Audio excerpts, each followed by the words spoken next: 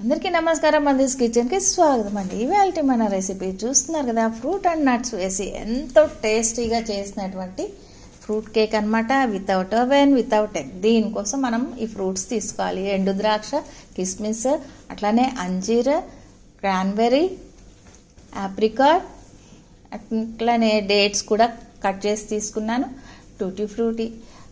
వీటిలోకి కొంచెం చెర్రీస్ కూడా వేసాను అనమాట. ఇవన్నీ వేసుకున్న తర్వాత దీనిలో 300 ml ఆరెంజ్ జ్యూస్ పోసి ఇట్లా సోక్ చేసి పెట్టుకోవాలి. నేను రాత్రంతా ఇలా సోక్ చేసి పెట్టి ఉంచుదామని ప్రిపేర్ చేసుకున్నాను. నెక్స్ట్ డే మార్నింగ్కి ఈ విధంగా మంచిగా ఎంతో సాఫ్ట్గా అయినాయి. ఇప్పుడు మనం బేకింగ్ ట్రే రెడీ చేసుకుందాము. దీనిలో బటర్ అప్లై చేసి ఆ తర్వాత కొద్దిగా మైదా వేసి ఇట్లా ప్రిపేర్ చేసి రెడీ చేసి పెట్టుకోవాలి. ఆ తర్వాత ఎక్స్ట్రా ఉన్న మైదాని తీసేసి బటర్ పేపర్ వేసి మనం బేకింగ్ కోసం మోల్డ్ కూడా రెడీ పెట్టుకున్నాం. ఇప్పుడు క్యారమెల్ చేసుకోవాలి. ఒక 1/2 కప్ చక్కెర వేసి క్యారమెల్ ప్రిపేర్ చేస్తున్నాను.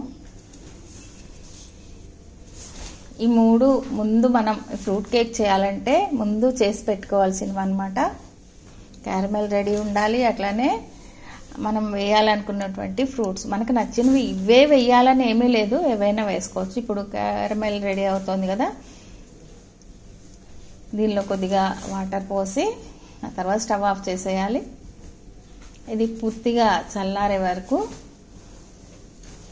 పక్కన పెట్టి ఉంచాలన్నమాట. ఇప్పుడు మనకి ఇవన్నీ రెడీ ఉన్నాయి.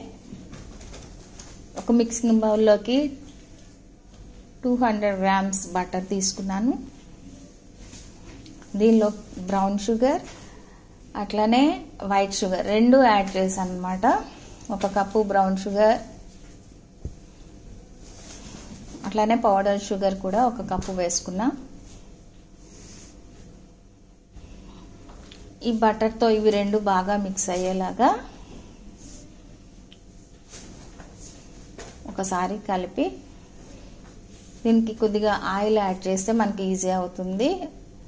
ఒక 1/2 కప్ ఆయిల్ వేసి విస్కర్తో ఈ విధంగా బాగా కొట్టాలి.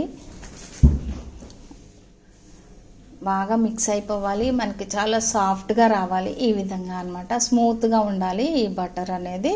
ఎక్కడ చక్కెర పలుకులు తగలకూడదు. ఈ విధంగా రెడీ చేసి పెట్టుకున్న తర్వాత 250 grams మైదా, దానిలోకి దాల్చిన చెక్క పొడి 1/2 స్పూన్, అలానే లవంగాల పొడి 1/2 స్పూన్, అట్లానే జాజికాయ పొడి 1/2 స్పూన్, అలానే యాలకుల పొడి 1/2 స్పూన్, 1 టీ స్పూన్ సొంటి పౌడర్, అలానే 2 tablespoons cocoa powder, 1 teaspoon baking powder, 1/2 teaspoon baking soda. ఈ విధంగా అన్ని బాగా మిక్స్ అయ్యేలాగా చేసి మరొకసారి బౌల్లో కూడా వీటిని బాగా కలిపి పెట్టుకోవాలి. ఎక్కడ కూడా పొరలు లేకుండా మంచిగా కలిసేలాగా అన్ని బాగా కలుపుకోవాలి.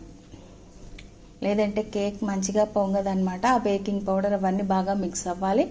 మనం రెడీ చేసి పెట్టుకున్న ఈ బటర్ షుగర్ ఉంది కదా, ఈ మిక్స్ని కూడా ఇందులో వేసేసి ఒక్కసారి బాగా ఫాస్ట్గా కాకుండా కొంచెం మెల్లగానే కలపాలి. ఈ విధంగా చేసుకోవాలి. ఇప్పుడు దీనిలోకి క్యారమెల్ కూడా వేసేసి మరొకసారి కలిపేద్దాం. క్యారమెల్ బాగా చల్లగానే ఉండాలి, వేడి ఉండకూడదు. ఇప్పుడు సోక్ చేసి పెట్టుకున్నాం కదా నైట్ అంతా, ఈ ఫ్రూట్స్ వేసేద్దాం.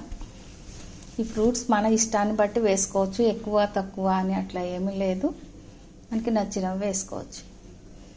ఒకసారి బాగా కలిపిన తర్వాత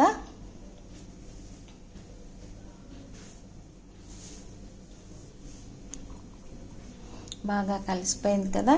ఇప్పుడు దీనిలోకి ఆరెంజ్ జెస్ట్ వేసాను 1 స్పూన్, అట్లానే మనకి నచ్చిన బాదం కానీ జీడిపప్పు కానీ పిస్తా కానీ కట్ చేసిన పీసెస్లుగా ఇట్లా వేసుకోవాలి. తర్వాత ఒక 100 ml మాత్రమే పాలు పోసాను. బ్యాటర్ అనేది పల్చగా కాకూడదు, చూస్తున్నారు కదా, ఇదే విధంగా ఉండాలి, మరీ గట్టిగా కూడా ఉండొద్దు అనమాట. ఆ తర్వాత మనం రెడీ చేసి పెట్టుకున్న ఈ బేకింగ్ ట్రేలోకి బ్యాటర్ సగం వరకు మాత్రమే, ఆ తర్వాత సెట్ చేసి ఒకసారి ట్యాప్ చేయాలి, ఇక్కడ ఎయిర్ బబుల్స్ లేకుండా. మనకి నచ్చితే పైన మరికొన్ని ఈ డ్రై ఫ్రూట్స్ కానీ వేయచ్చు. ఆల్రెడీ నేను కుక్కర్లో పెడదామని అది ప్రీహీట్ చేసి పెట్టుకున్న, అడుగున సాల్ట్ వేసి పెట్టుకున్నాను. వేడిగా ఉంది అది, దానిలో పెట్టేసి స్టవ్ని హై ఫ్లేమ్లోనే పెట్టాను.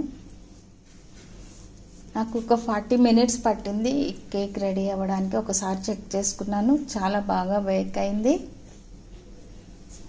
చల్లారిన తర్వాత దీన్ని మనం సపరేట్ చేసుకోవడమే.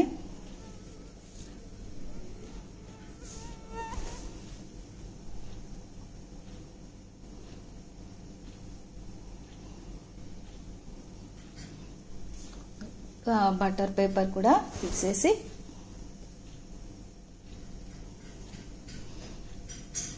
అసలు బేక్ అవుతుంటే కూడా చాలా మంచి స్మెల్, టేస్ట్ కూడా చాలా మంచిగా అనిపిస్తుంది అనమాట.